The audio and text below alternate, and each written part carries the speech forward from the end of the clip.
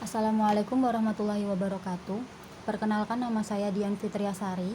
Saya mewakili kelompok 3 dengan anggota yaitu Gina, Mulita, dan Selvi.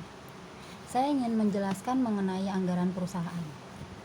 Dari slide yang kami buat di sini, pengertian anggaran yaitu sebuah rencana yang disusun secara sistematis dalam bentuk angka dan dinyatakan dalam unit moneter yang meliputi seluruh kegiatan dalam sebuah perusahaan atau organisasi untuk jangka waktu atau periode tertentu di masa yang akan datang.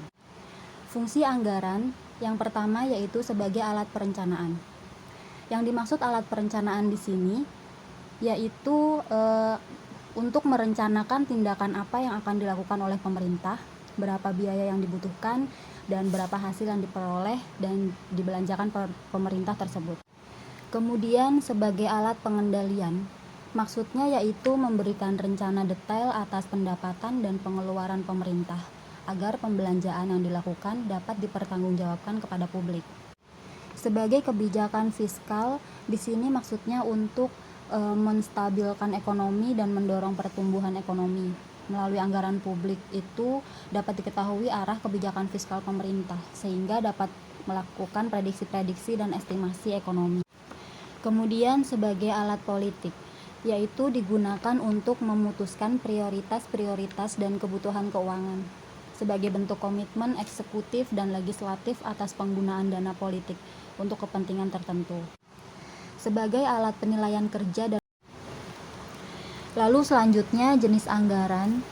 Di sini yang pertama terdapat anggaran penjualan, anggaran produksi, anggaran biaya bahan baku, anggaran tenaga kerja langsung, anggaran overhead pabrik, anggaran persediaan, anggaran biaya produksi, anggaran program, anggaran pertanggungjawaban, anggaran pengeluaran modal, anggaran kas, anggaran laba rugi, anggaran neraca, dan anggaran perubahan posisi keuangan.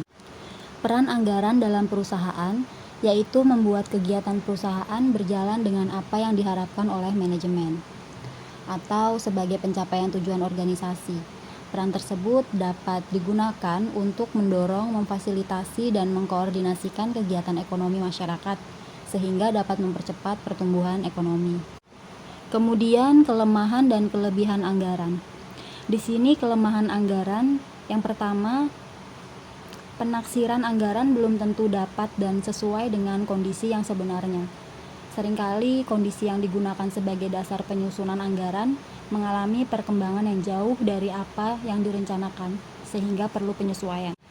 Banyaknya pihak yang terlibat dalam penyusunan anggaran, maka potensial timbulnya masalah hubungan kerja seperti perbedaan pendapat dapat menghambat pelaksanaan anggaran.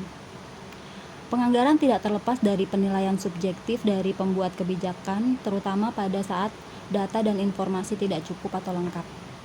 Kelebihan anggaran, yang pertama, mengefisienkan pencapaian tugas, meningkatkan daya kompetensi dan motivasi, dapat menilai progres pencapaian tujuan, dapat membedakan yang efisien dan yang tidak efisien, dan dapat memantapkan pelaksanaan manajemen dan pengawasan.